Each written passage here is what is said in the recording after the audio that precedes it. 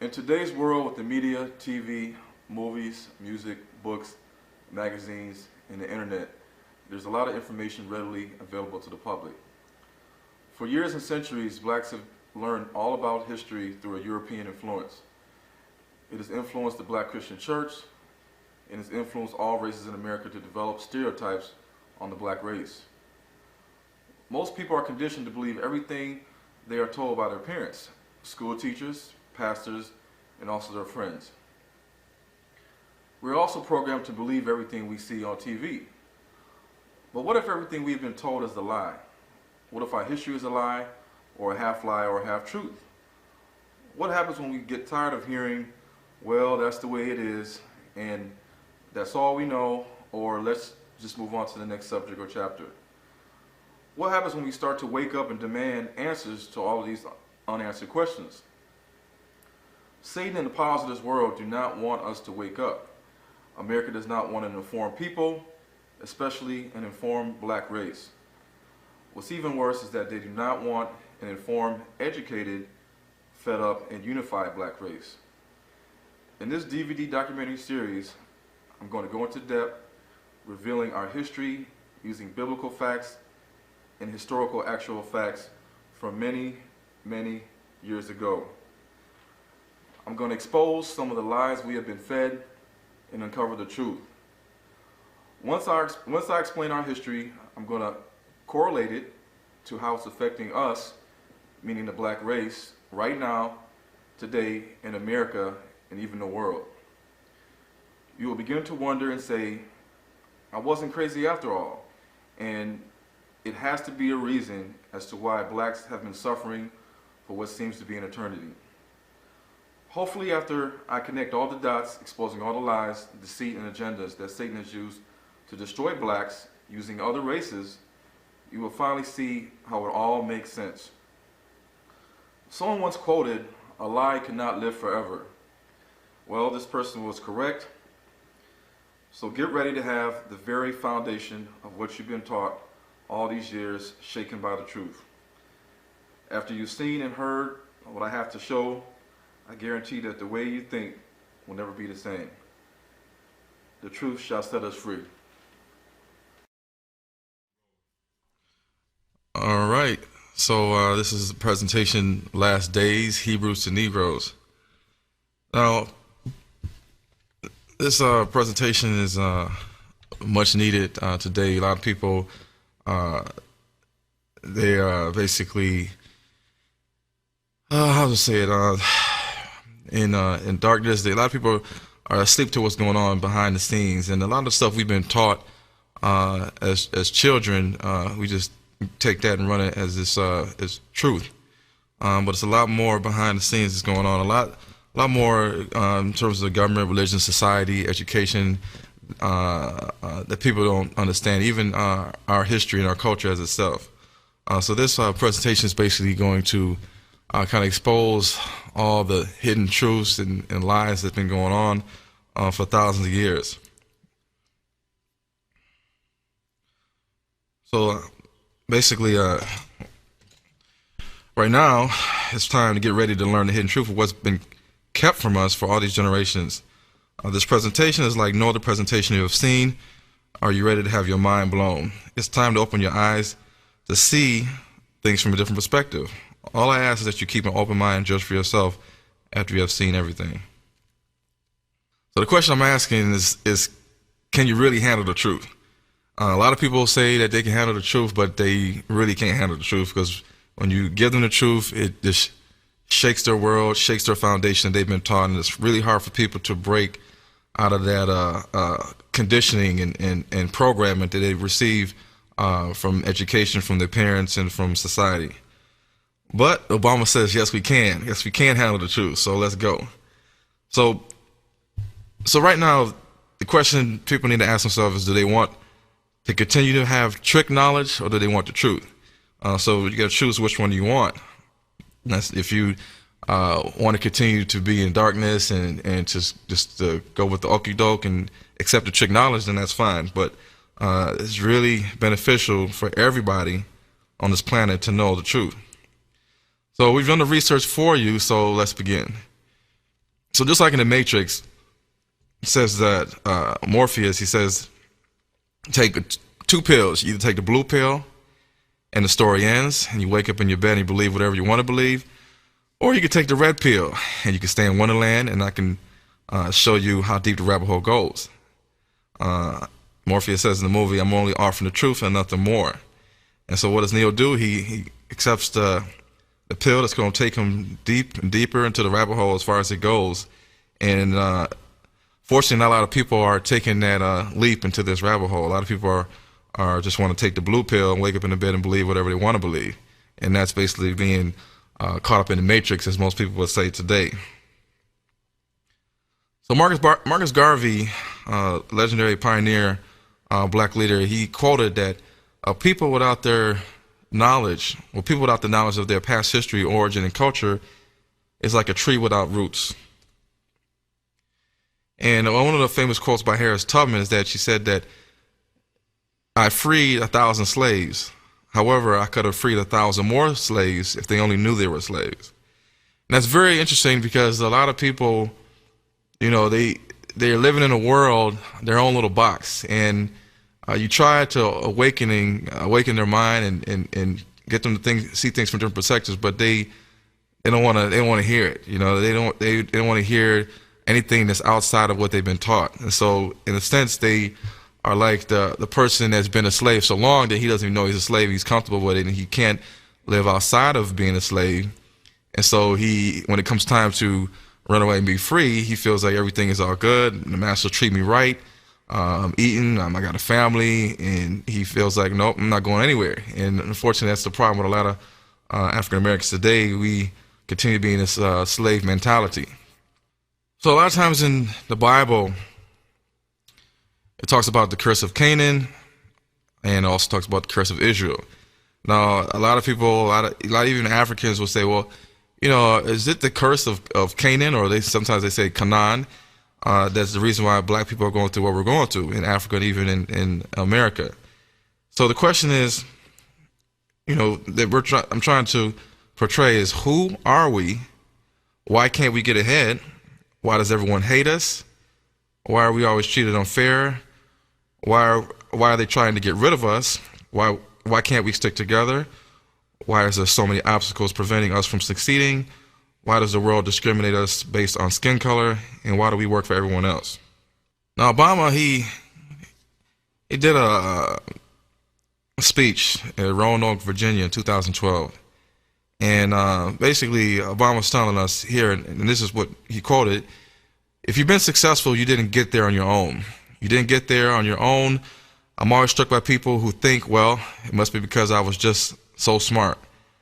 Now, there are a lot of smart people out there. It must be because I worked harder than everybody else. But let me tell you something. There are a whole bunch of hardworking people out there. Now, Obama says if you were successful, somebody along the line gave you some help. There was a great teacher somewhere in your life. Somebody helped to create this unbelievable American system that we have allowed you to thrive in. Somebody invested in roads and bridges. If you got a business, you didn't build that. Somebody else made that happen. The internet didn't get invented on its own. Government research created the internet so that all the companies could make money off the internet. Now, this is what Obama was saying. So somebody else supposedly made all of this stuff happen. If you're successful, somebody else made that happen. But who is that somebody else? Is it God, or is it the government, or is it some other entity? So in our dollar bill says that in God we trust. But God can mean a lot of things. God can mean Baal, it could be Moloch, it could be Dagon, it could be Ishtar, it could be Yahweh, it could be Jesus, it could be Jehovah, it could be Allah, it could be whatever you want it to be. So the question is, why can't I be successful? And more importantly, what God are we trusting in? Are we trusting in the government, or the God of the Old and New Testament, or whatever your God may be? Now, the hardships the ancient Hebrew Israelites experienced over many centuries parallel the hardships people of African descent have gone through since the beginning of the Common Era, or AD, as most people would know it as. Is this a coincidence? No, it's not a coincidence. So in the Bible, in Deuteronomy 28, 45, verses 45 to 46, it says, and this is a very important verse that a lot of people don't really pay attention to. It says, moreover, all these curses shall come upon thee, and shall pursue thee, and overtake thee, till thou hearkenest not unto the voice of the Lord thy God, to keep his commandments and his statutes, which he commanded thee. And this is the last verse that people really need to pay attention to. It says, and they shall be upon thee for a sign and for a wonder, and upon thy seed forever. Now, the last time I checked in the Bible, forever meant forever, meaning that if God's going to reign forever and ever, then that's forever. It doesn't mean that it's going to stop, at the destruction of the first temple or the second temple. And these curses were not supposed to stop when Jesus came and he died on the cross and was ascended into heaven in the Christian religion. Now, most people are tricked today to believe that the white European Jews of today are descendants of the ancient Hebrew Israelites in the 12 tribes of Israel. Sadly, they are incorrect. This information has been hidden from us for a reason that's very, very, very, very deep and disturbing. Now, there was a man named Cornelius Tacitus, and he lived in 56 AD, around 117 AD. He was a senator and a historian of the Roman Empire. And he had a book, and the book he wrote was called The Annuals and Histories of Tacitus. And he quoted in this book, and this is about 2,000 years ago, or a little less than 2,000 years ago. He quoted that many assert that the Hebrews are a race of Ethiopian origins. So when you think of that, you say, I said, well, the Hebrews, are they talking about the Ethiopian Hebrews that's in Israel right now?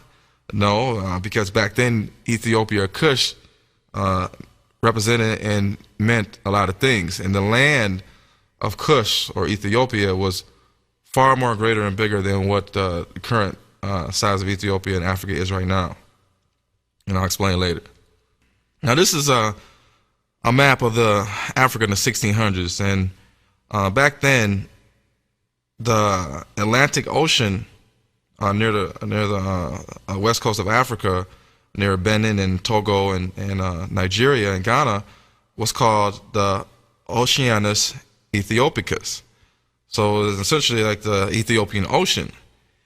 And here we have this other map. You see another map of Africa. And as you can see, they section out Africa into Lower Ethiopia, Upper Ethiopia, Nubia, and then you have Egypt, and then you have the Sahara Desert. Of course, everything below the Sahara Desert, Sub-Saharan Desert, is most of the true African states. Nowadays, above the Saharan Desert, you have the North African Arab states that most of the Arabs currently live in, like Egypt and Libya, Tunisia, Algeria, Morocco.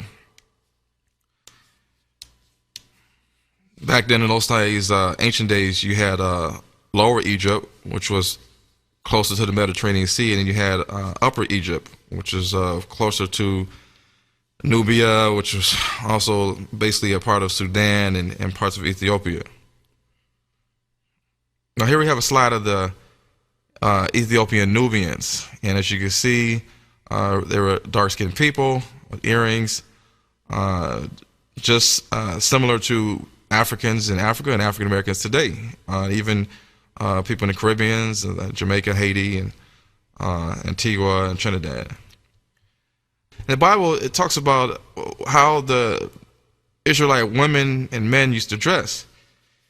And here we have a picture of a Nubian sister, African, wearing earrings, and she's wearing nose earrings, and she's wearing earrings in her ears, she's wearing headbands and a necklace. And in Isaiah chapter 3, verse 20 to 21, it says, the bonnets and the ornaments of the legs and the headbands and the tablets and the earrings, the rings and nose jewels. So right there, they're telling you that the ancient Hebrew Israelite women, they wore nose jewels, nose earrings. They had earrings. They also had headbands and ornaments of the legs. Now, even to this day in Africa, you will see Africans and even African Americans with nose earrings and headbands and and necklaces and bracelets and even leg bracelets. And these are all from the culture of Hebrew tradition.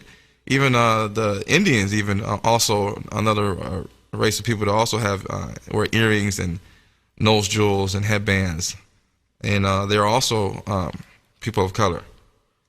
Now, this is just showing some ancient history. Back then, there was a pharaoh, and you have to excuse my pronunciation. A lot of these ancient words can be pronounced different ways, but there was a man named Taharka, and he was a pharaoh of the ancient Egyptian 25th dynasty from 690 BC to 664 BC.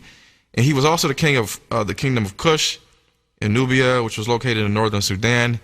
He reigned in the Egyptian 25th dynasty as pharaoh of Egypt. And as you can see here on the slides, he's definitely a black man with the wide nose and the full lips and the brown skin. And here we have another slide of Pharaoh Taharqa, founder of the Kushite Empire. And you could spell Kush with a K or with a C. Here's another picture of King Taharqa representing the Sphinx, just like in Egypt, with the snake. Here we have a picture of the Sphinx at Luxor, Egypt, and as you can see, here's some more pictures of the Sphinx, just like the king of Nubia had.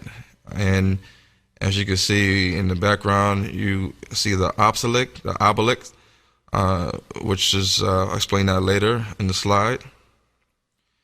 And here we have another king of Kush, Nubia, King Kashta. And King Kashta, as you can see at this slide, he's a black man, and he has the same crown and headdress as the ancient Egyptians, with the snake right above the temple, right above the forehead, above the nose, just like King Tut of Egypt over here to the right.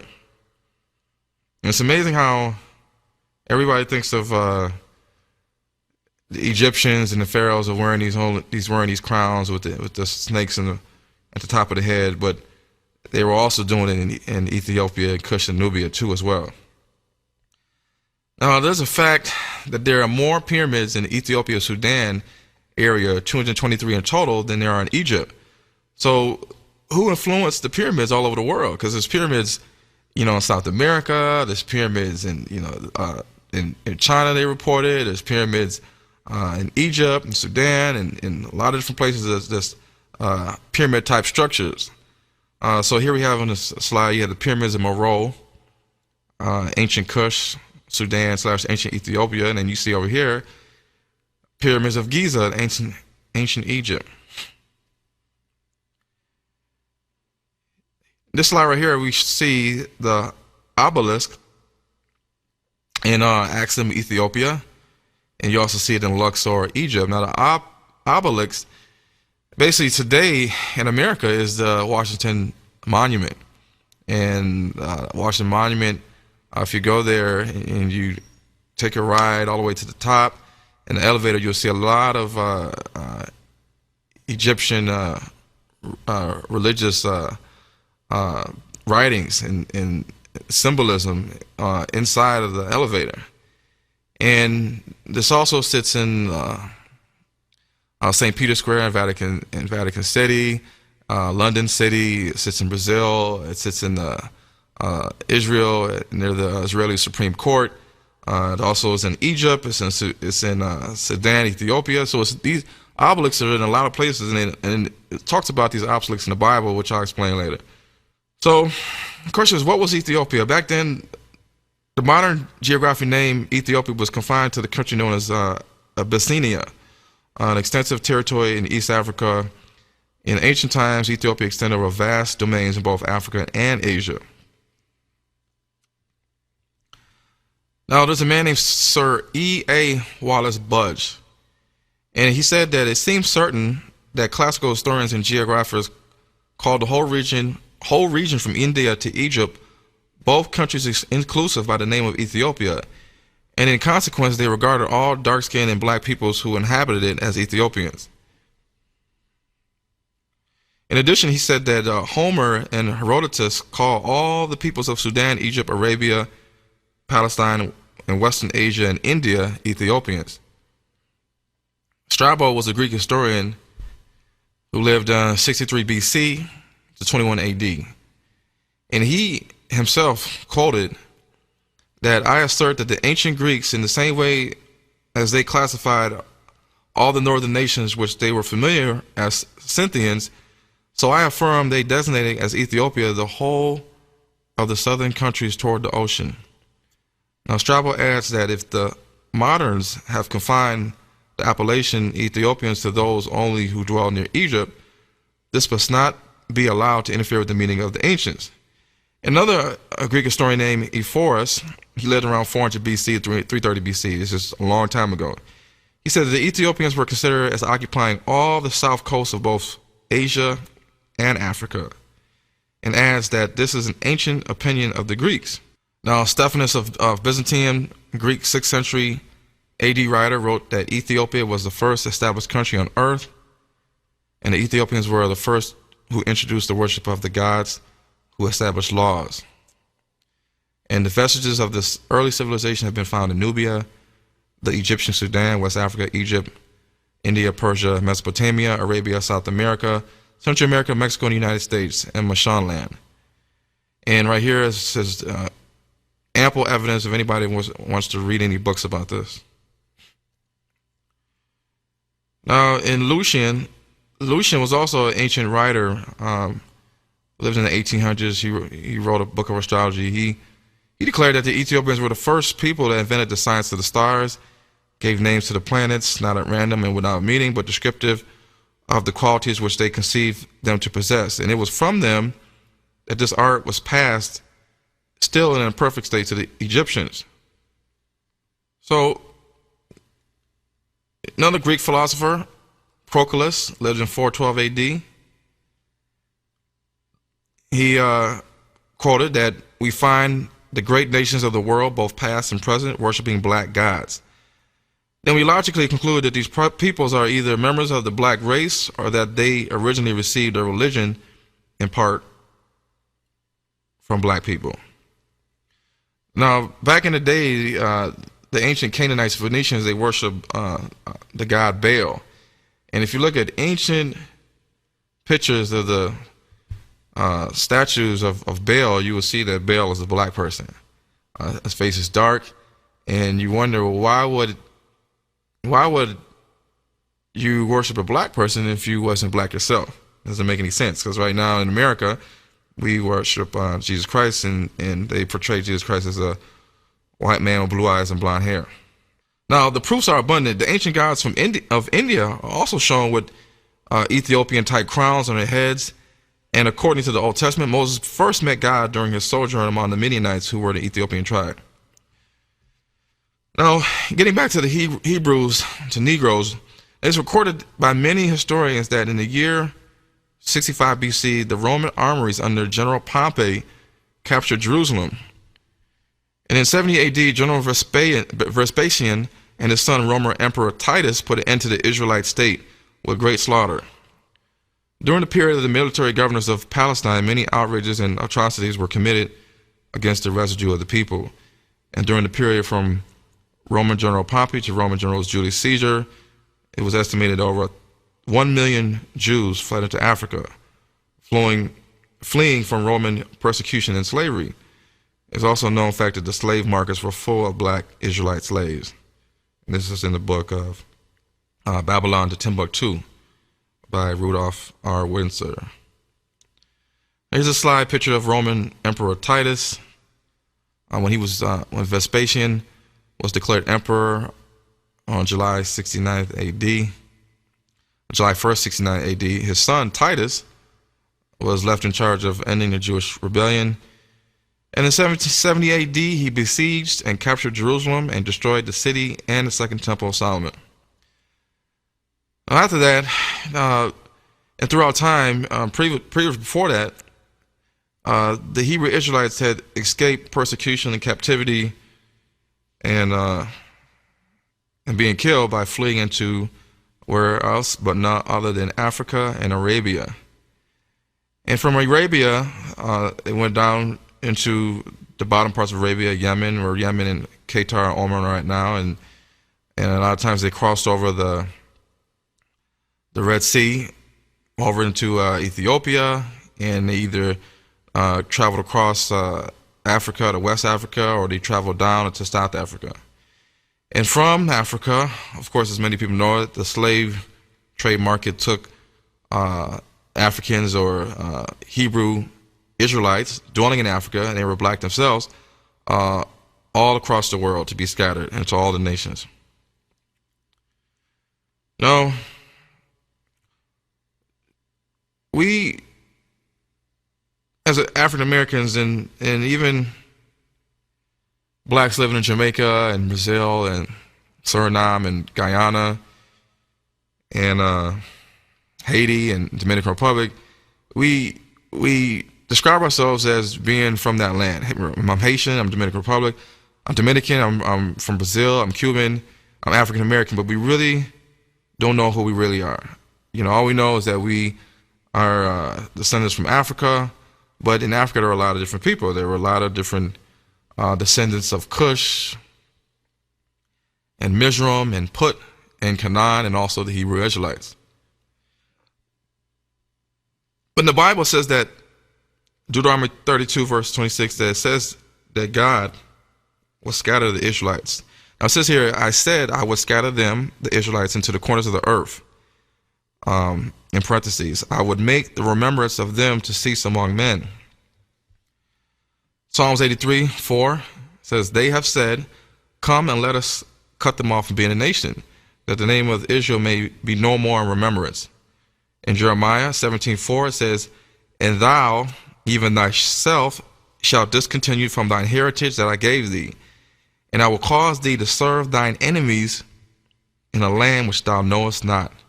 For ye have kindled a fire in mine anger, and which shall burn forever. Now, in these three verses, it's saying that God's going to scatter the Israelites into the corners of the earth. He was going to make them lose their heritage, and he was going to make the remembrance of them to cease among all men. And that the name of Israel, or the Hebrew Israelites, would be no more in remembrance. That's interesting. So, as we go forward, you'll see why I'm emphasizing these three scriptures. So, the question is, if it's documented over 1 million remaining Israelites fled into Africa to escape Roman persecution, and if it says in Deuteronomy that the children of Israel and their seed shall endure the curses forever for not keeping God's commandment, then who is in Israel right now? And also, how can the white European Jews of today be descendants of God's children of Israel when it's a known fact that they participated in the transatlantic slave trade? Now, if they are truly God's chosen people, they, like others, are guilty of keeping God's commandments. Therefore, they should still be going through the curses listed in Deuteronomy 28, verses 15 through 68. Now, the scriptures also say that the Israelites will be led into captivity and scattered across the world. But how can this be correct if the so-called white Europeans called Jews were the ones that were taking slaves into captivity all across the world on the slave ships? So, you know that one cannot be a slave and also a slave master. So you can't be scattered as a slave into the four corners of the earth, but be the one that's the slave master, that's taking the slaves there. You got to be one or the other. And also, just as two white European Jews cannot produce a black Jew, the ancient Hebrew Israelites in the beginning had to be either black or white. So who is going around saying that they are Jews when they are not? Or better yet, the big question is, what is a Jew? This is a big difference. Now, back then they were called the Hebrew Israelites, children of Israel. If you were from the tribe of Dan, you were a Danite. If you were from the tribe of Judah, you were a Yehudite. If you were from the tribe of Benjamin, you was a Benjaminite. If you was from the tribe of Levi, you was a Levite, and so on.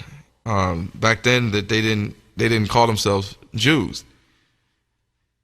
And back then, in Old Testament days, at least way back, Judaism didn't exist, so there could not be a person called a Jew, because there wasn't no Judaism to call somebody a Jew.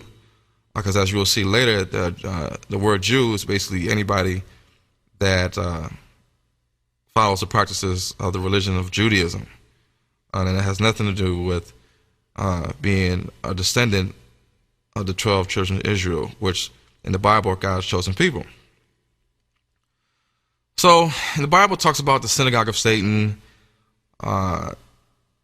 Jesus talks about it himself in Revelations 2:9. But who was he referring to? And, what is a Jew? It says in Revelations that 2:9, it says, I know thy works and tribulation and poverty. But in parentheses it says, but thou art rich. Well, we know that in today's time, black people are not rich. We're at the bottom of the wealth gap. And follow above us would be probably Latinos in America. And it says also, and I know the blasphemy of them which say they are Jews and are not, but are of the synagogue of Satan. Revelations 3:9 says again, behold, I will make them of the synagogue of Satan, which say they are Jews and are not. So in the Bible, Jesus always referred to the Pharisees and the Sadducees and the scribes as a generation of vipers, a seed of the serpent. John the Baptist even said the same thing. Whenever he saw the Pharisees and the Sadducees coming, he would call them generation of vipers, seed of the serpent. And the Sadducees and the Pharisees were the ones that helped found the Babylonian Judaism, which Jesus despised.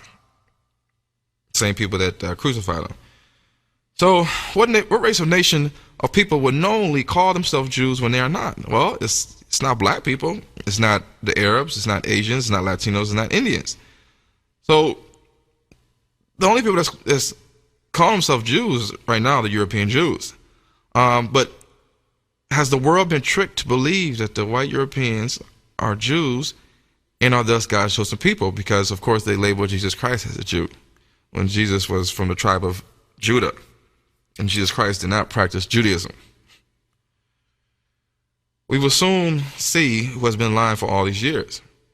Because as you will know, and you'll see later, that anybody back then in those times that converted to Judaism, whether you were Roman or Greek, or whether you were from Assyria, whether you were Edomite like King Herod, you were labeled a Jew. You practiced circumcision, and so the word Jew is misleading when people think about it. But we've been taught to believe that the Jews are God's chosen people in the Black Christian Church. Now let's see who hasn't been keeping God's commandments, because of course, based on the Bible, if the children of Israel didn't keep His commandments, then they were supposed to have these curses forever. And so, in Judaism rejects Jesus Christ as Messiah and God. This is in Exodus 20, verse 3. The European Jews killed and murdered thousands of black slaves during the transatlantic slave trade and during slavery. This is a violation of Exodus 20, verse 13. The European Jews committed adultery with the African female slaves, both young and old. This is in Exodus 20, verse 14. The European Jews did in fact steal Africans or Hebrew Israelites from their land to be forced into inhumane slavery. Of course, in the Ten Commandments says, "Thou shalt not steal." And the European Jewish slave masters did in fact bear false witness, which means lie, against the slaves repeatedly. This is why a lot of them were killed, just off of basic, simple allegations that they had were in the house, or they tried to talk to one of the white women in the plantation house, or if they supposedly were accused of having sexual relations with a white person. They were, whether they did it or not, they were hung and beat and killed. And the European Jewish slave masters did in fact covet the African male slaves, their wives. And the European Jews also helped manipulate the words of the Bible, which goes against Deuteronomy 4:2, Revelation 22:19, and Proverbs 30, verse 5 through 6. Most notably, they placed God's name with Lord, and they also labeled Jesus as King of the Jews, and also added and hid different books from different biblical canons of different nationalities. That's why everybody's Bibles have different number of books in it. The Catholic Bible, the Greek Bible, the Ethiopian Coptic Bible, the King James Bible, the Catholic Church Bible. All these Bibles have different number of books, and you ask, well, how do I know I'm getting the word inspired by God if things were kept out of this book and put in this book? So we have to look into that. So the question is, if the European Jews are God's chosen people, then why aren't all the 12 tribes of Israel in the Holy Land right now? And how come they don't possess the Ark of the Covenant? How come God allows them to have gay pride parades every year for the last 15 years in Jerusalem?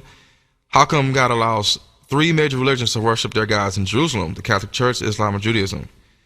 How come the land and borders that modern day Israel possesses now is much smaller than the biblical borders that were promised to Moses by God in Numbers 34 verses 1 through 3? It is also smaller than the territory that was occupied by King David and King Solomon. And we know that God does not do things halfway. And shouldn't there be more black Israelites in Israel, knowing that the Israelites, who many attest were black themselves, intermarried with the ancient Egyptians, Ethiopians, Canaanites, and Libyans for thousands of years? And more importantly, who are they preparing to build the third temple in Jerusalem for, when in Revelations 21 verses 1 to 2 it says that a new Jerusalem is seen coming out of heaven for God to sit on the throne? So who is going to sit on this throne in this man-made Jewish temple? It's a big question people need to really pay attention to. So during Jesus' time, most of the children of Israel were already scattered and lost per the scriptures from their different run-ins with captivity and slavery and exile from the Egyptians, from the Assyrians, from the Babylonians, from the Persians, from the Greeks, the Romans. So after the destruction of Solomon's temple in 70 AD, the last of the real Hebrews had already been scattered into neighboring countries like Africa and Arabia. However, back then the face of Africa and Arabia was different because the Arab Islamic Empire didn't even conquer these areas until 600 AD. But Jesus himself predicted that the Israelites would be taken as slaves and scattered into all nations. He called the people who would possess Jerusalem afterwards Gentiles. Now in the black church, we always taught that we are Gentiles, Latinos are Gentiles, everybody's a Gentile except for the Jews that we see walking around in America and in Israel and all over the world. In Ezekiel 39:23, it says that the heathen, which is all the nations that are not Israelites, shall know that the house of Israel went into captivity, which is slavery, for their iniquity, because they trespassed against me. Therefore I hid my face from them and gave them into the hand of their enemies, so that they fell by the sword. So in Luke 21:24, this is Jesus' words himself, and it's in red, just like in the Bible. And it says, and they, the Israelites, shall fall by the edge of the sword. Back then they didn't have guns.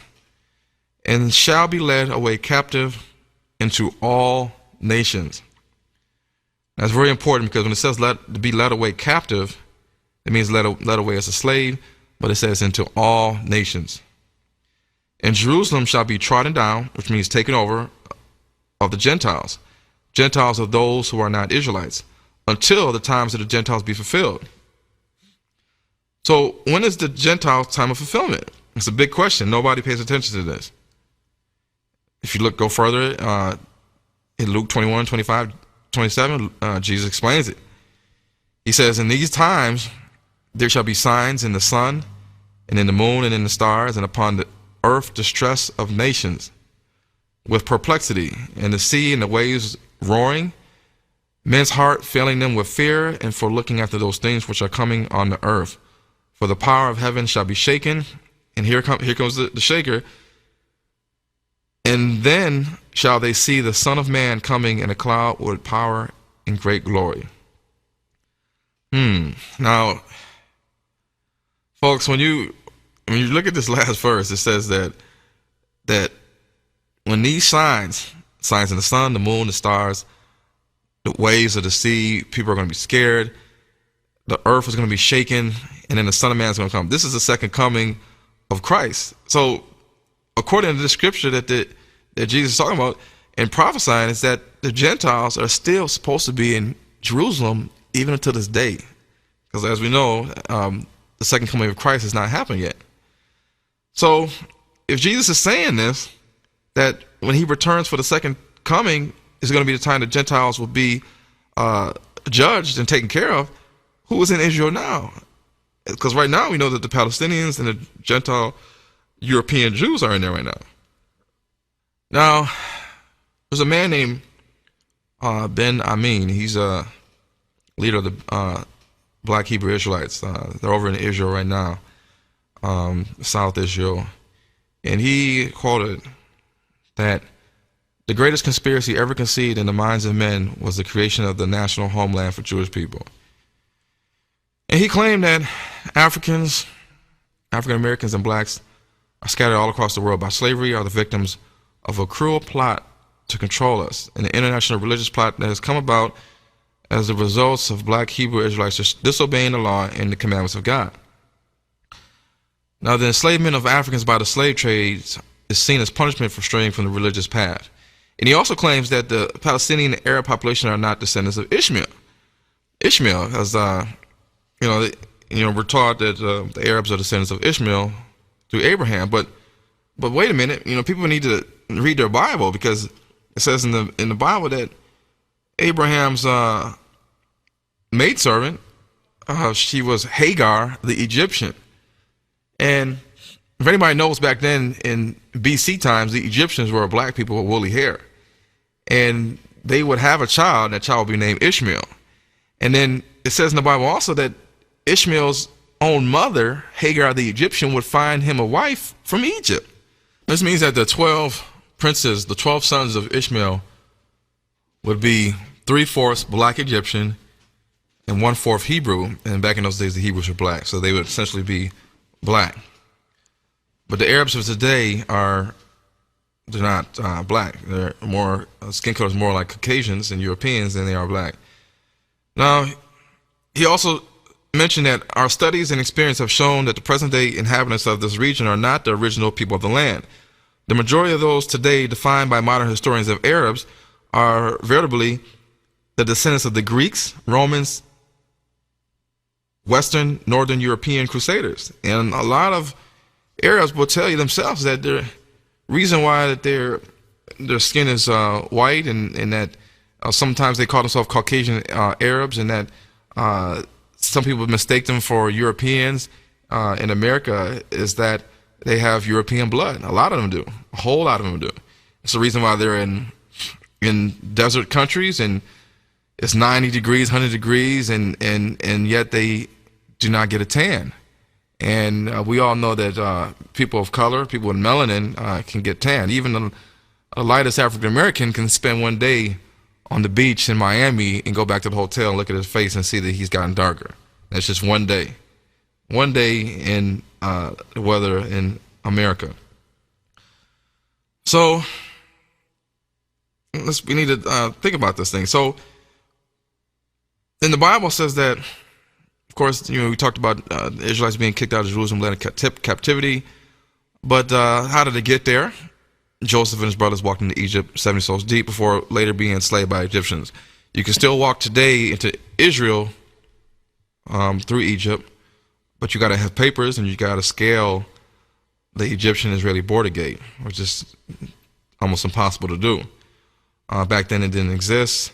So going back to the Bible prophecy, Deuteronomy 28:68, the only way that the prophecy could come true of the Israelites being scattered into many nations, all nations, the four corners of the earth, the east, the west, the south, the north, is that they were taken there by way of ships, as stated in Deuteronomy 28:68. And this slide shows you the Israeli-Egyptian border gate. It's very high. The top goes in, so that means to keep people out. And then you have a border, just like the Canadian-U.S. border, and you will not get into Israel unless you have papers, or you pass the test, I guess. Deuteronomy 20:68, if people you don't know it, reads that, and the Lord will bring thee into Egypt, which means land of bondage, again with ships. Now, in the Bible, why are we talking about ships in the Bible? Why are we talking about ships in Egypt, and Moses crossed the Red Sea, and nowhere in the Bible, really in the Old Testament, was talking about them people riding on ships. But it says, by the way whereof I spake unto thee, and thou shalt see it no more again. And there ye shall be sold unto your enemies for bondmen and bondwomen. Bondmen and bondwomen are slaves. And no man shall buy you. Now we're going to explain what Egypt and this no man shall buy you means. So how do we know that Egypt is speaking of bondage and not the land we know now called Egypt? It's because Jacob and the 70 souls, the Hebrew Israelites, they walked into Egypt. They did not go back to Egypt again by way of slavery of ships, because the Bible doesn't tell us that the Hebrew Israelites went back into Egypt for a second run of slavery. It doesn't say that.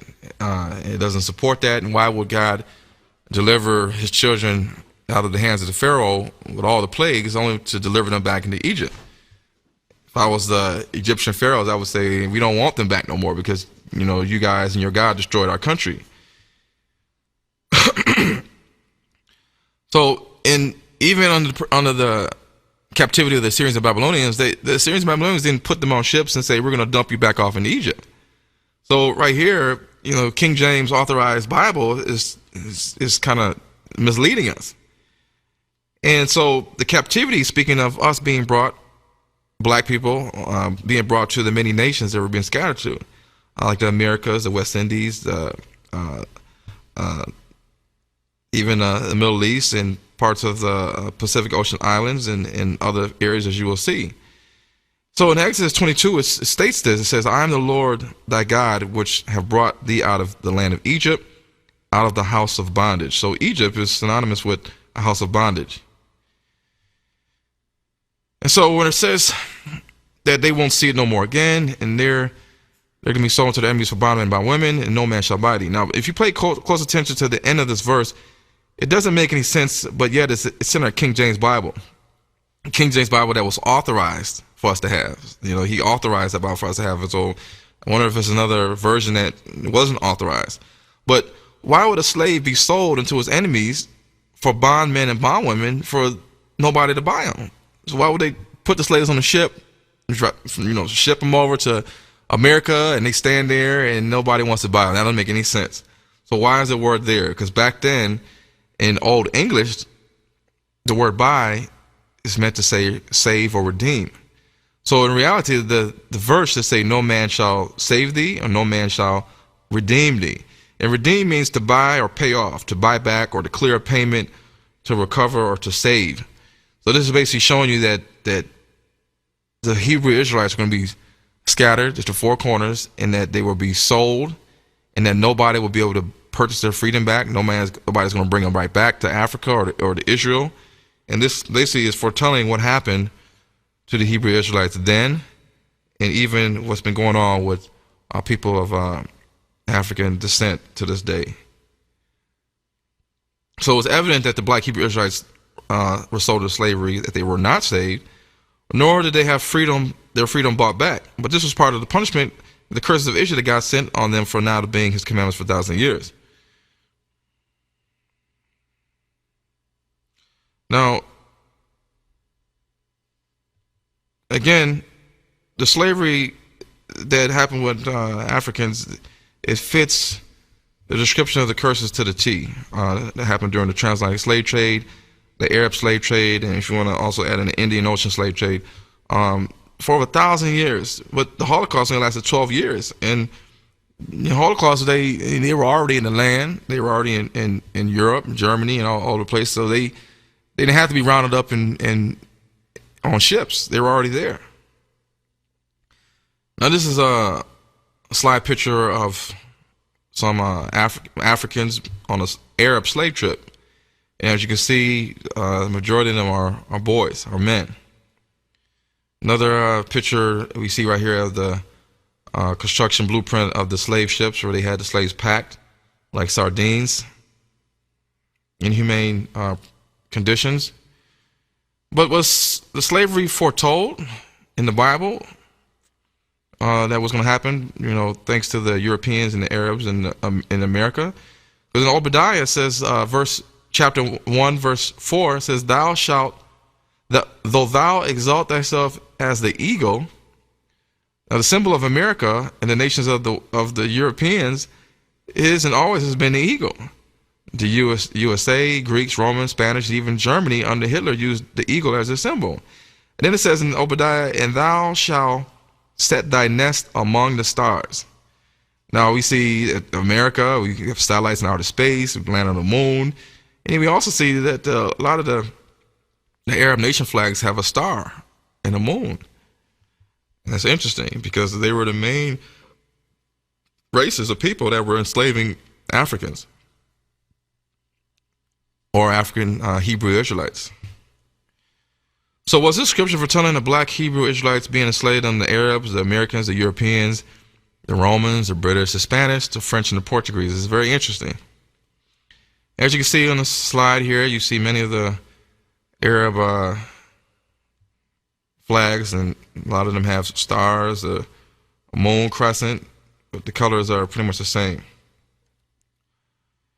And as you can see, most of the Arab states are North Africa and the Middle East. Here we see the symbol of USA with the eagle, symbol of Nazi Germany with the eagle, symbol of Spain with the eagle, symbol of the Roman Empire with the eagle with two heads. So the slide right here talks about from Europe with love. Europe brought a lot of love to the major continents of the world: India, Africa, and the Americas.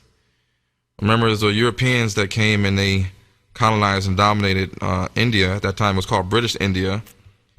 And when they left, they took a lot of the treasures and a lot of the historical information. They also interbreeded with the Indians. And Gandhi came and he had enough, and they retired. And then, of course, the Europeans, they came and they colonized almost every state of Africa. That's why you see Africans that can speak French. They got Africans that speak Portuguese. You got the Dutch and the Germans and the British, the French, the Spanish. It's just a whole melting pot of Europeans in Africa, and they're all having fun. And even the Arab states, but even in America, the Europeans influenced the colonization and the renaming of the lands. That's why people in Brazil, they speak Portuguese from Portugal, which is Europe. You have British Guyana and Spanish Guyana, you have French Guyana. They're all speaking different languages. You have Suriname speaking Dutch, and America speaking English, British America. So these are all clues. They also colonized the Caribbeans and the British Virgin Islands. That's why a lot of the people in the Caribbean, they have accents that are similar to the British and how the British speak. Now, according to the Zondervan's Compact Bible Dictionary, it lists Ham. Ham is one of the sons of Noah. In the Bible, Ham had some sons. Noah had sons, and he had Ham, he had Shem, and he had Japheth. So it says here, the youngest son of Noah, probably born about 96 years before the flood, and one of 8 persons to live throughout the flood. He became the progenitor of the dark races. But it says here, not the Negroes. Why would they say that? Why would this Bible dictionary say that Ham was the father of all dark races, but not the Negroes?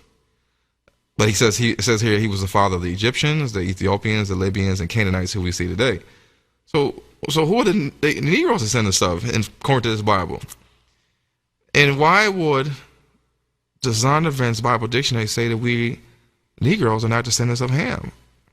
Well, we always taught that black people are descendants of Ham, because Ham means hot, burnt. Surely we're not descendants of Japheth. We're not descendants of the European, Turkish, Mongolian nations.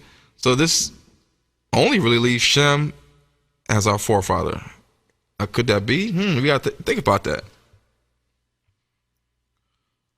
Here we have slides, a slide of the map where Shem, Ham, and Japheth they settled in. And as you can see, Shem settled in Mesopotamia, Arabia. Ham descended in Africa, and also in parts of Arabia as well. And Japheth, the Gentile nations of Japheth, which is in the Bible, the first time the word Gentile is even mentioned in the Bible, discusses the Japhetic nations, the islands. But yet we are told that black people are Gentiles. And you got to also remember the reason why you see on this slide right here that the descendants of Ham also settled in Arabia and parts of the Middle East, because Nimrod's empire, if you really do your research, his empire extended from Africa, from Kush, all the way to Arabia, to Iran, to Babylon, to Assyria. He helped build the Tower of Babel. He founded the city of Babylon. And this is all in the Bible. This is all in the Bible. And Nimrod was the son of Cush. Cush meaning black. Nimrod was a black man. And in the book of Yashar and the book of Jubilees, it says that Nimrod and the descendants of Cush, they ruled at one point over all the sons of Noah. Here we have another slide depicting the slave trade, mainly from the Atlantic Ocean over to the Americas. How blacks have been scattered, just like Bible prophecy, all over the world. Just like it says in Luke, and they shall fall by the edge of the sword and shall be led captive into all nations. So the slaves were also taken to Portugal and Spain. Back then it was called the Iberian Peninsula. And some people say that they were the first to enslave and persecute the Israelites, or the slaves, Africans that we're taught, that lived and once ruled these nations. But people don't know that there were so-called Negroes in Europe for centuries. And it's a picture of Spain and Portugal, which really is called back then the Iberian Peninsula, and France is above. Morocco is right down there at the south part of Spain. Now here's an interesting slide right here. It says that there are a few quotes from historians concerning the Jews in Spain and Portugal. Now, the author Waits says that an interesting graduation of all shades down to the black is exhibited by the Jews. Now, she says in her book, quote, especially dark were the Jews of Spain and Portugal. The Portuguese Jews were very dark, says co-author J.C. Pritchard. Now, the Duchess de Abrantes, which was, she's born 1784, died 1838. She was the wife of Napoleon's ambassador to Portugal. And she said, quote herself, in 1700s, that the Jew, the Negro, and the Portuguese could be seen in a single person. And this is in a book, Nature Knows No Color Line. And it says, so dark were the Jews, especially of Portugal and southern Spain, that many whites thought that all Jews were black or dark. Many of the Jews who were banished from Portugal by John II settled in the West Indies. John Bigelow, who visited Jamaica in the 1850s, saw the descendants of these Jews and said that they were Negroid. And this is also in the book, Nation Knows the Color Line.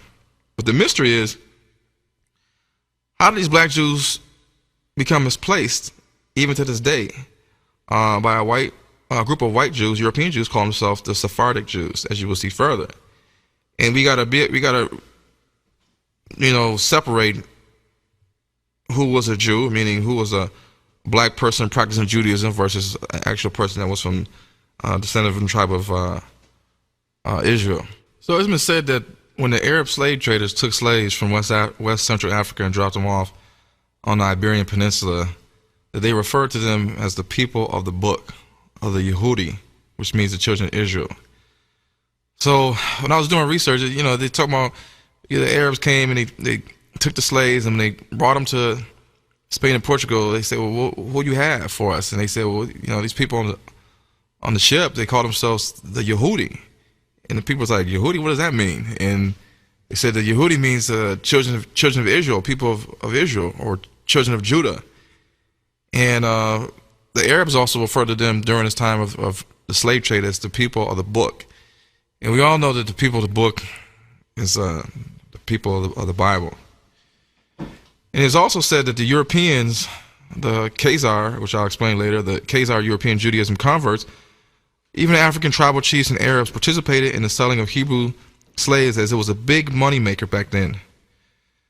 And the Hebrew Israelites were a black nation just as the other nations of Ham, the Ethiopians, the Egyptians, Libyans, and Canaanites. The curses of Deuteronomy 28 verses 15 to 68 foretold the Hebrews' long destiny of captivity. Even today, there are Africans who call African Americans or Negroes the people of the book. This also applies to the Hebrew Israelites that were scattered to other nations and islands of the sea.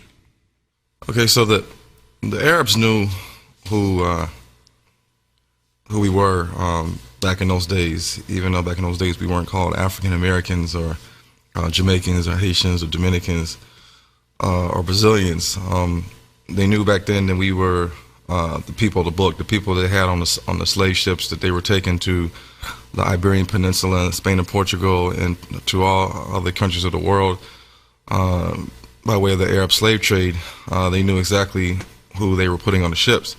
Now, in the Quran, the Holy Quran, it makes evidence of this. And if you read here in the Quran, 059.014, it says that they, meaning the Hebrews, will not fight you even together, except in fortified townships or from behind the walls. Strong is their fighting spirit amongst themselves.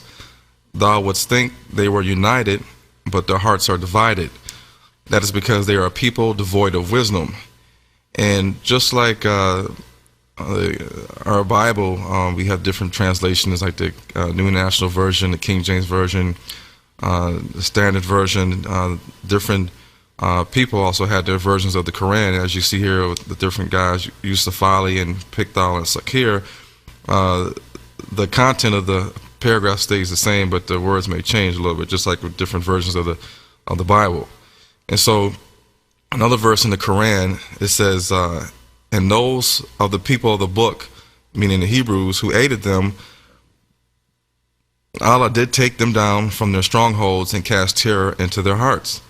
Some they slew, and some they made prisoners. So right here it's saying that the Muslims, under the guidance of Allah, they took down the strongholds of the Hebrews and cast terror into their hearts.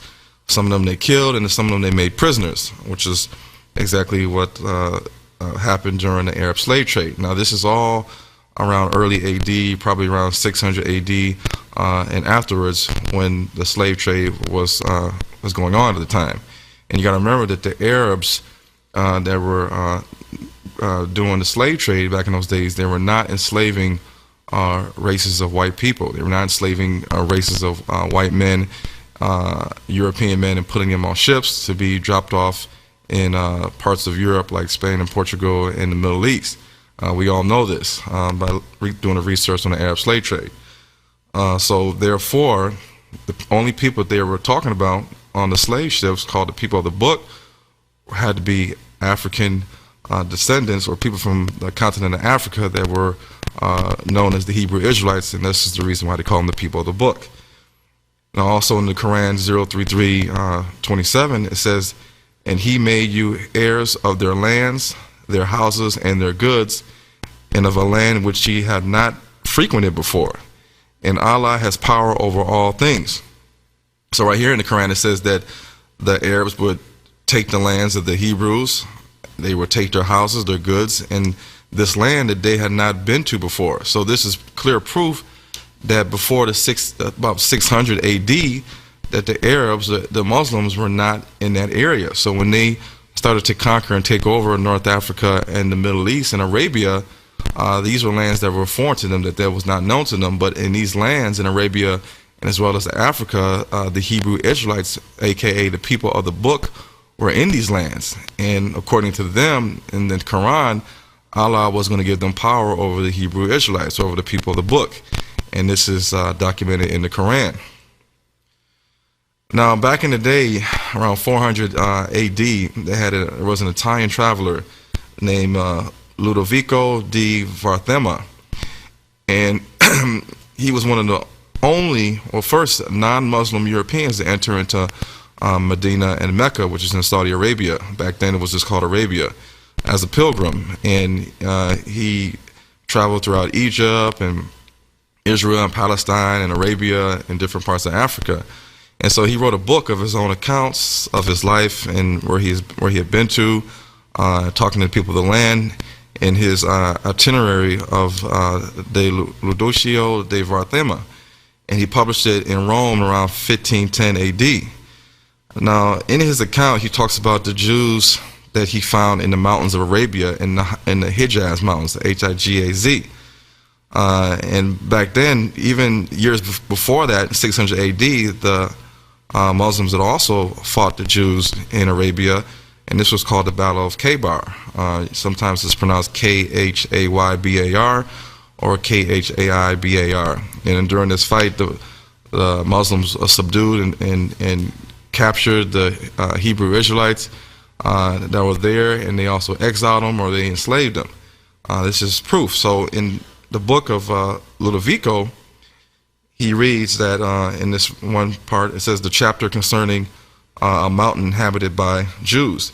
So he says, at the end of 8 days, we found a mountain which appeared to be 10 or 12 miles in circumference, in which mountain there dwell 4,000 or 5,000 Jews, who go naked and are in height 5 or 6 spans, and have a feminine voice. Maybe they had a high-pitched voice.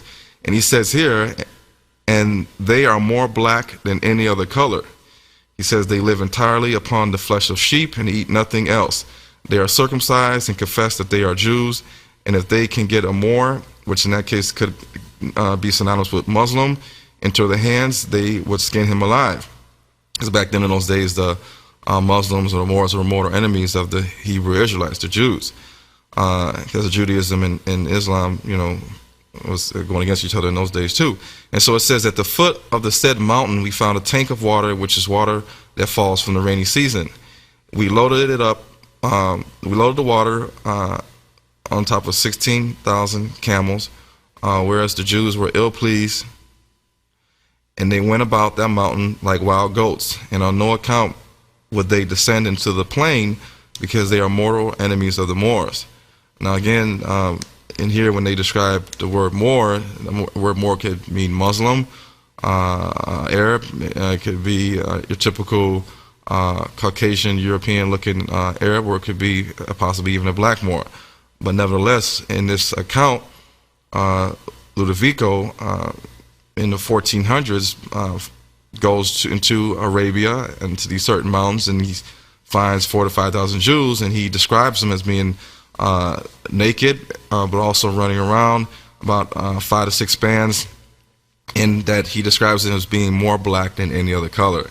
Now, if the Jews, the European Jews, were in Arabia at that time, and they were not black, he would have described them as being white.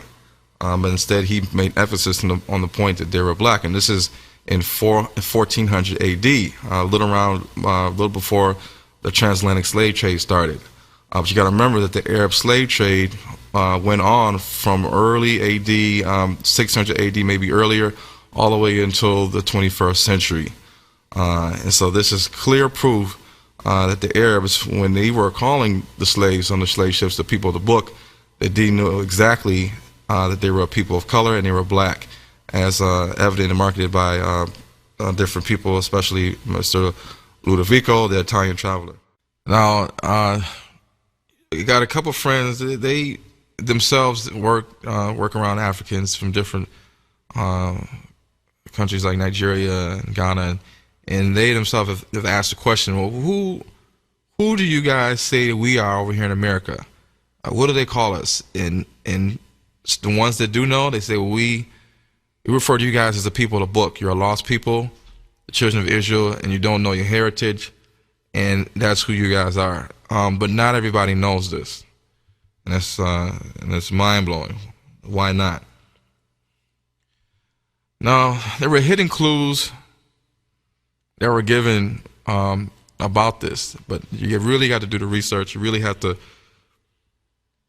be shown this to find this out. Now, there was a French slave port named Ouida. I'm sorry for the pronunciation. Spelled Ouidah, as you can see on the slide. It was a French slave port on the west coast of Africa used in the slave trade in a city now in modern-day Benin. Benin sits between Nigeria, Togo, and Ghana. And Ouida is hard to pronounce, and in French meant Judah. Now, why would the French and the Portuguese name a slave port Judah? Now, perhaps the slaves being sold there were actual children of Israel from the tribe of Judah, because I'm sure they didn't name the town after themselves. Now, the Portuguese, the English, the Dutch, and the French all constructed forts in the city to protect their interests in slaving. And when the Portuguese reached this town in 1580 AD, they called it Ajuda, Ajuda, which was another word for Judah.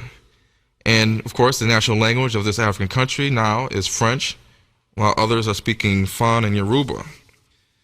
And as you can see on this map here, you can see right where it's at. It's right on the coastline of the Atlantic Ocean, a little small town in Benin, between Nigeria and Ghana. As we also know, the slave trade also was going on through Nigeria and Ghana. Anybody can go back to these countries and they can visit the slave ports and see the shackles and the place they would hold the slaves before the ships rolled up and were ready to put them on the boat. And here's a picture. It says right here, former slave market site, entrance fee. You can go there now and probably pay some money to visit and see and sightsee the slave market. And here in Ouida, the slaves would walk down this area to get to the sea, and it's almost like they would get ready for a big journey. And it's kind of scary because when you look at it, it's like a big pillar, and right above the pillar on the the painting on the pillar, you see a whole bunch of slaves with chains on their wrists behind their back, all in line to get on the ship. And this is actually in Benin right now. And here's a close-up picture. It shows the slaves standing with their arms shackled and chains, all chained to each other so they can't run away. And here you see the ship in the background. And the name of this port in French was Judah. And people need to think and wake up. And yes, Africans enslaved Africans as well. The same way black Egyptians enslaved the black Hebrew Israelites and other black nations. Now, we know by looking in the ancient pictures of the Egyptians on the walls, we have never, at least I've never seen the Egyptians enslaving a race of white people. I've never seen the Egyptians standing in their positions of power with a group of people doing slave work, but white in appearance. Every time you look, it's always people of color.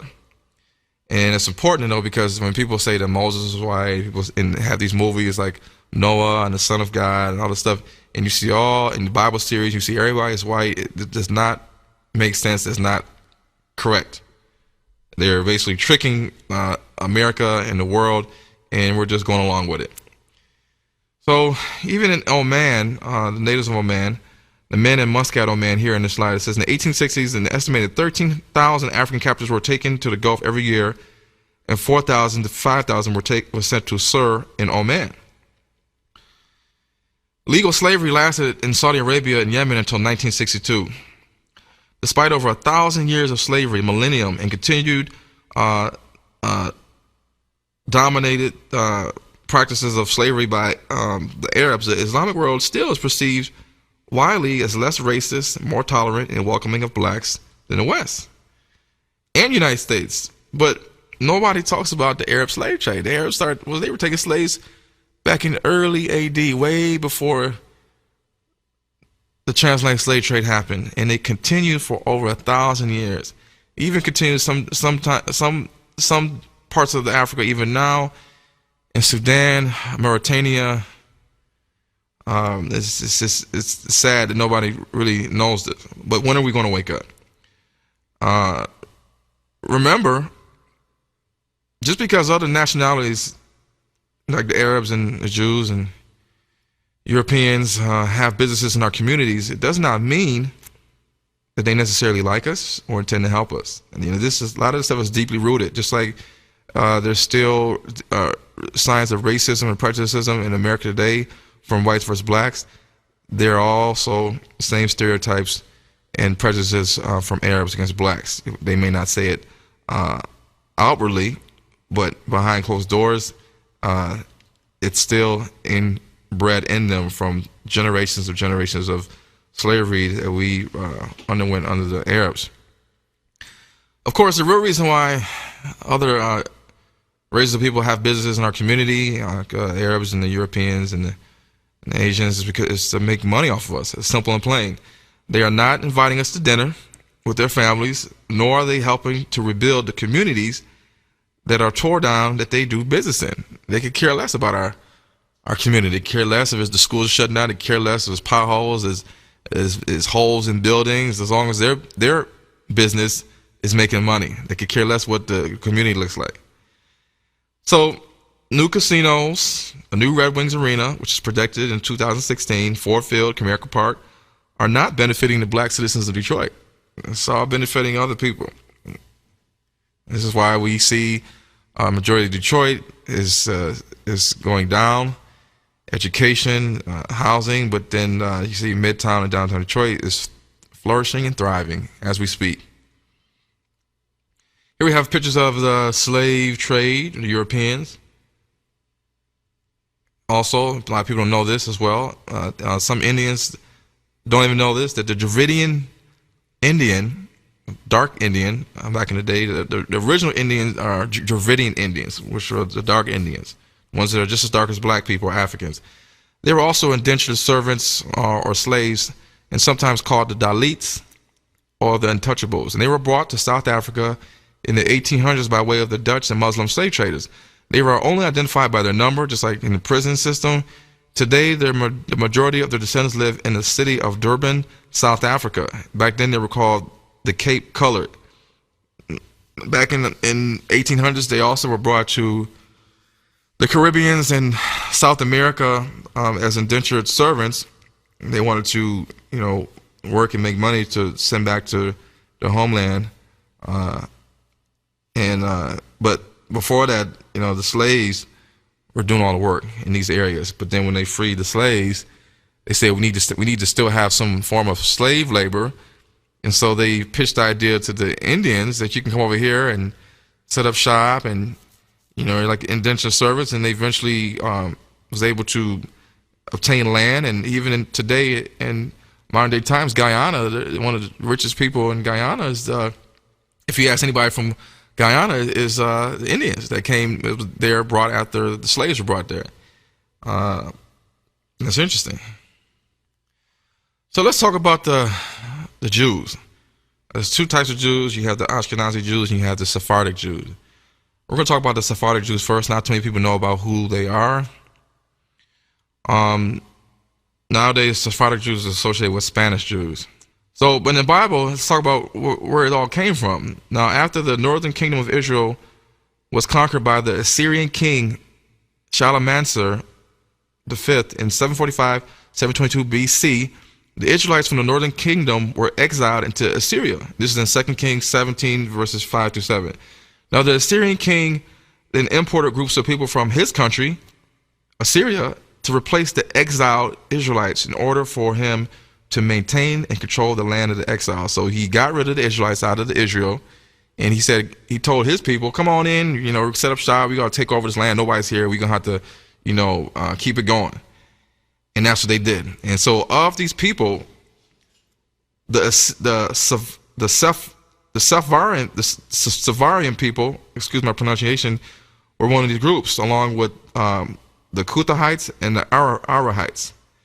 And the word Sephardic comes from this word Sephardim people. In 2 Kings 17:24, it reads, for all those that want to see a scripture, it says that, and the king of Assyria brought men from Babylon, which is modern day Iraq, and from Cutha, which is modern day Iraq, and from Ava, which is over in that area, and from Hamath, and from Sepharvaim. Sephar, you see the word Sephar, the root Sephar with the Sephardic Jews, and he placed them in the cities of Samaria, which is northern Israel, instead of the children of Israel. And they possessed Samaria and dwelt in the cities thereof. So the scripture proves that the people calling themselves Sephardic Jews are not direct descendants of the children of Israel, but are descendants of the Assyrians with no real Spanish heritage, unless the people that call themselves Sephardic Jews are just people that lived in Spain and Portugal during that time, and they adopted Judaism. We have to make a clear distinction, and that's kind of hard to do, but most people will say that they're descendants of these people, and this is why they are the only people that can say that they lived in the land of the Middle East with the Arabs.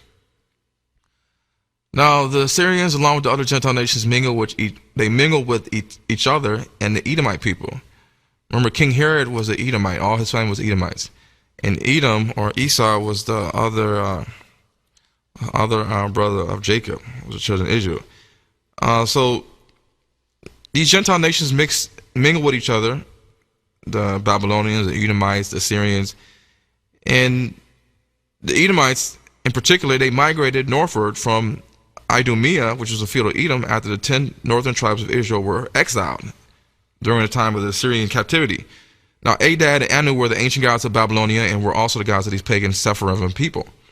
The Sephardim people, calling themselves Jews, were a mongrel people whose descent is directly a mixture of these Assyrian people group, Edomite blood, and perhaps a small remnant of the Israelites behind. This was back in thousands of years ago. The Edomites migrated into the land originally occupied by the northern kingdom of Israel, which will later be called Samaria, and also they went into the southern kingdom of Judah. So this religion, the religion of this area, also became of mixed character with diversity of people. This is in 2 Kings 17:24-41. But how do we know that the Sephardic Jews of today are descendants of Sephardim people in BC times? Like I said, maybe they are just Spanish, Portuguese blooded people who adopted Judaism. Then they associated the word Spanish or Spain and assimilated themselves to be descendants of a group of people called Jews that existed 1,000 years ago, just as the Ashkenazi Jews do to this day as well too, and we'll explain that later. So right now, the Sephardic Jews are the term referring to descendants of Jewish settlers supposedly originating from Israel, who lived in the Iberian Peninsula until the Spanish Inquisition. During the Spanish Inquisition, many Muslims and Jews were forced to convert to Catholicism and Christianity. The Spanish Inquisition was seen as an answer to the multi-religious nature of the Spanish society following the reconquest of the Iberian Peninsula from the Muslim Black Moors. After invading in 1711 AD, large areas of the Iberian Peninsula were ruled by Muslims until 1250, when they were restricted to Granada, which fell in 1482. Now, during the Inquisition, the Jews were persecuted and forced to Catholicism.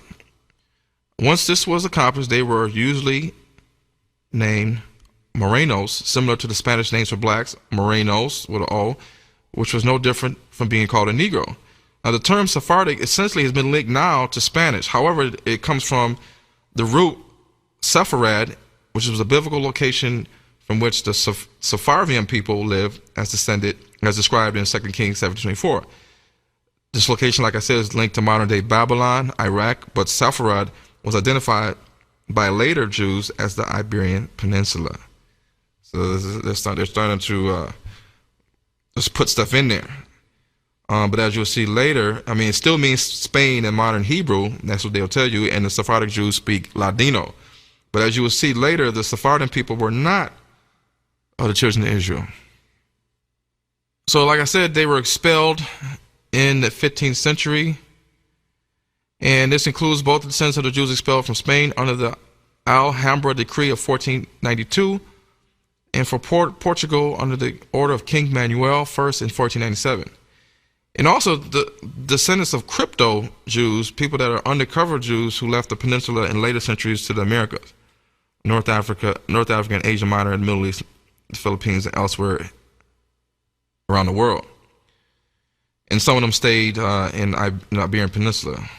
So, but note the thing to look here is that could these people be the real black Spanish Portuguese Jews we don't know. It's a lot of stuff that's been changed, and history has been changed for over 1,000 years. Sources right now say that the white Sephardic European Jews make up 10 to 50% of worldwide Jewry. But the question is, where did the black Sephardic Jews that they talked about, how come they're no longer witnessed by historians after the 1400s? Moving forward, I'm showing you the picture of Edom and how the land was divided back in those days. Edom was at the bottom, and you had Kingdom of Judah and Israel, because there were two houses, the house of Israel and the house of Judah, and then you had the Moabites and the Amorites, which was to the right. And during the time of Jesus, you still had a little remnant of Edom, or Idumea, which they called back in those days, and you had Judah. And you had the northern part of Israel, which is called Samaria, and above that you had Galilee, which is where Jesus was from, and he dwelt in the city of Nazareth is in Galilee. And as you can see in this slide, that Pontius Pilate and Herod Antipas, they all ruled this area, the whole Herod family, which were Edomites, if you do your research. Here's another map that shows the Herod family kingdom, extending from Edom to Judea to Samaria, all the way close to Syria and Galilee. Now, a lot of people don't know that Herod was an Edomite. So essentially, Herod was a descendant of Abraham. And he was a descendant or a cousin, or he's a relative of Jacob and children of Israel, because Jacob had a brother named Esau, and from Esau came the Edomites, and the Edomites were the Israelites' natural-born enemy. But the Edomites were never sold into captivity, never experienced slavery, and Herod was the Edomite. Herod Archelaus was a son of King Herod the Great, a brother of Herod Antipas, and half-brother to Herod Philip. His mother was Maltase, and Archelaus lived from about 23 BC to about 18 AD. After the reign of his father, he became the governor of Judah, or Judea, as well as Samaria, which was also part of the ancient land of Israel, and Edom, which was also known as Idumea. Now, in the book of Matthew, it mentions this guy named Herod Archelaus in Matthew 2, verse 22, in connection with Joseph, Mary, and Jesus returning from their exile in Egypt. Now, remember, God told Joseph and Mary to take Jesus to Egypt and to stay there until Herod, the ruler of Herod, died. And, again, why would God tell Mary and Joseph to flee Herod? Because Herod was trying to kill all the males, the males that were young, like 1 or 2 years old, so that he can perhaps kill the Messiah. So why would God tell Joseph and Mary to hide in Egypt if Jesus and Mary and Joseph were white? It'd be so easy to go over there and find Jesus, because he would not blend in with the Africans and the people living in Egypt. So when old man Herod died, the son Archelaus was still ruling at the time, and a part of that area. So Joseph feared Archelaus and didn't want his family to be anywhere near him. So instead of settling his family in Bethlehem, which was near Jerusalem, he chose to settle in Nazareth, which is a remote town way up in the northern part of Israel and Galilee, far away from where Herod Archelaus was at. So Matthew 2:19-22, it says, "But when Herod was dead, behold, an angel of the Lord appeared in a dream to Joseph in Egypt, saying, Arise and take the young child Jesus and his mother and go into the land of Israel, for they are dead which sought the young child's life. And he arose and took the young child and his mother and came into the land of Israel. But when he heard that Herod Archelaus did reign in Judea in the room of his father Herod the Great, he was afraid to go thither." That's a known fact that there were no real boundaries between Idumea and Judea in ancient times. Now, Idumea was right below Judea, just like Ohio was right below Michigan. Idumea was close in proximity to the land given to the tribe of Judah, and Simeon. During 100 BC, the Romans and Greeks were in control of Egypt and Judea in Israel. Less than 100 years after the destruction of Solomon's temple in 70 AD, John Hyrcanus I was a high priest and ruler of the Jewish nation of Judea Samaria. Now he was a Hasmonean Maccabean, parentheses, as he was the son of Simon Maccabeus. Now the book of Maccabees is in the Catholic Bible. It's in the Ethiopian Coptic Bible, but it's not in our King James authorized Bible. Now, I don't understand why they have 7 more books than we do. I'm sure King James, he knew about these books, but he decided that, you know, we couldn't have these books. And this is also a trick. So, he was a Gentile Jewish ruler that practiced Judaism. So, John Hyrcanus was a Jewish ruler. They called him a Jewish ruler. Why? Because he practiced Judaism, but he was not of Hebrew Israelite stock. He was a Roman by blood with Greek names given to his children because his offspring was half Greek and half Roman. His wife was Greek. His son, Aristobulus, was a Roman/Greek and assumed the power of the Hasmonean kingdom after his father's death around 105 AD. Now, if you look at his last name, Lous, most